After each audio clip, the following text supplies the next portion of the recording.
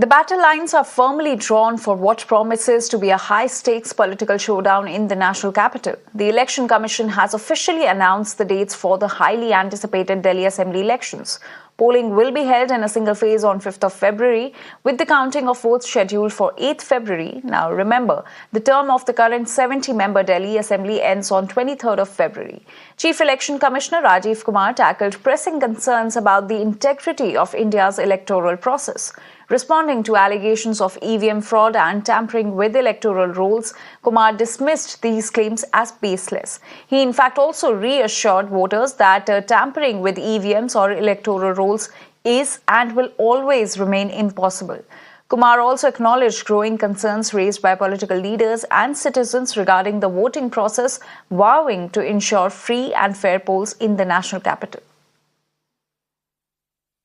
सोच के देखिए, जहां एक एक वोट की लड़ाई होती है, वहां पर किसी पोलिंग स्टेशन से या किसी कॉन्स्टिट्यूएंसी से आप लगातार 10,000, 20,000, 50,000 जैसे बोल दिया जाता है सडनली, ऐसे नाम काट दीजिए, तो वहां तो क्या सिचुएशन होने वाली है आप सब लोग जानते हैं।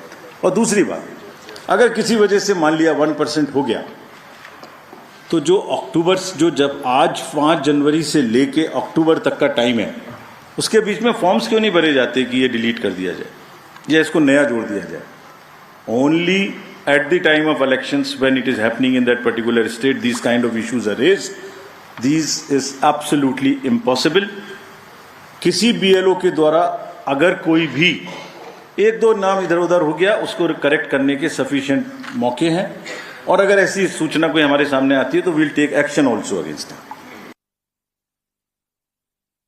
माननीय हाई कोर्ट और सुप्रीम कोर्ट ने क्या कहा है? उन्होंने कहा है कि ईवीएम हैक हो ही नहीं सकती।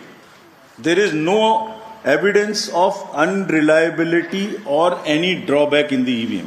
आई am circulating it, please see the details. Details are there in the court orders. Court orders are here compiled, they are on our website.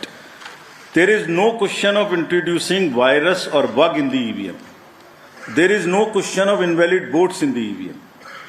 No rigging is possible. High Court and Supreme Court is saying continuously in different judgments which are here.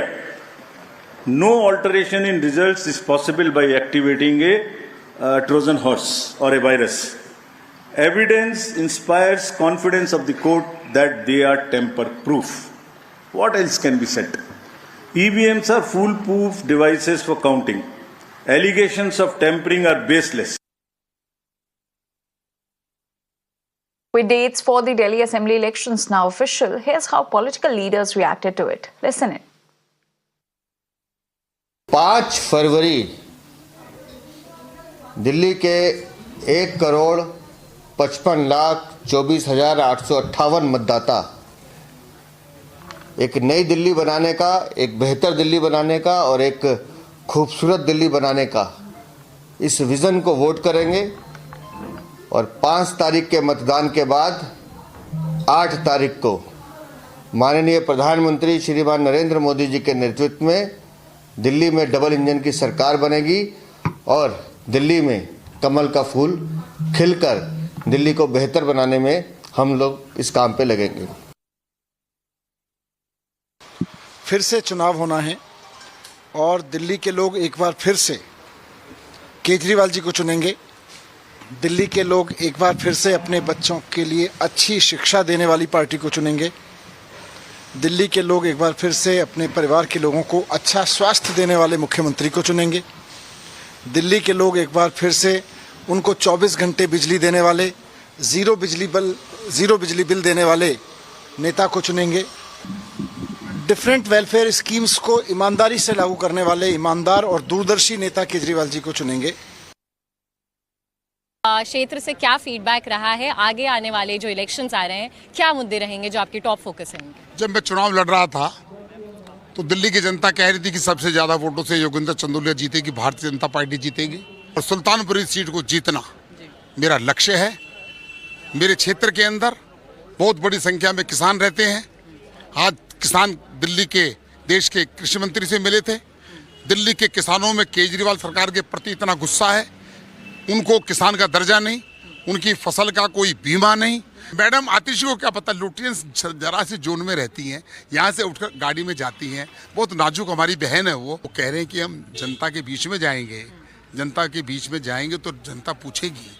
2015 का manifesto था कि आपने ration card बनाने थे, एक ration card नहीं बना। लोग पूछ रहे हैं हमारे को पेंशन कब मिलेगी, लोग पूछ रहे हैं हमारी सड़कें कब ठीक होंगी, दिल्ली का एयर क्वालिटी इंडेक्स। फिर ये कह रहे हैं कि आम आदमी पार्टी और स्पेशली सीएम आतिशी नहीं जाती हैं लोगों के बीच में, वो नहीं मिलती हैं लोगों से। अगर वो जाएं तो दिल्ली की दुर्दशा नहीं होती। भारतीय जनता पार्टी विकास की बात करेगी, भारतीय जनता पार्टी अच्छा विकास करेगी, अच्छे पार्कों का निर्माण करेगी, कहीं फ्लाईओवर बनाएगी। की तैयारी मुकम्मल है कांग्रेस पार्टी क्या इस बार, क्योंकि 2 विधानसभा चुनाव में खाता भी कांग्रेस पार्टी का नहीं खुला, इस बार कुछ तस्वीर बदलती हुई दिख रही है? तस्वीर तो बदलेगी, इसमें कोई संशय नहीं है, और तस्वीर बहुत अच्छे से बदलेगी। ये भी नहीं है कि हम कोई 2, 4, 5, 8 सीटों पे आएंगे, जैसे लोग कह रहे हैं कि कांग्रेस दस्तक दे देगी असेंबली में। दस्तक से ज्यादा हम सरकार को दस्तक दे रहे हैं। तो प्रिपरेशन है, मैं देख रहा हूं। हम लोगों का नाम जैसे 10-15 दिन पहले अनाउंस हुआ, तो पहले हम लोगों का काम था कि कार्यकर्ताओं से मिलें, बटोरें। पहली चीज तो एक संदेह था कि भाई इतने दिनों बाद क्या कार्यकर्ता रहे कि नहीं, तो पता चला नहीं। जैसे पहले होता था कि निकल के कांग्रेस के कार्यकर्ता बाहर आते थे, वही होने लगा। थोड़ा उसमें समय ज्यादा लगा, और कार्यकर्ताओं ने भी हमसे कहा कि साहब हमें उत्साह आ रहा है कि लोगों में एक प्रतिक्रिया है, वो कांग्रेस की तरफ देख रहे हैं और आम आदमी पार्टी से बहुत निराश हैं। दोनों भारतीय जनता पार्टी और आम आदमी पार्टी जानते हैं कि इस चुनाव में पूरी दिल्ली कांग्रेस की तरफ देख रही है, और उन्हें ये डर है कि हम दोनों पार्टी से वोटर ले रहे हैं।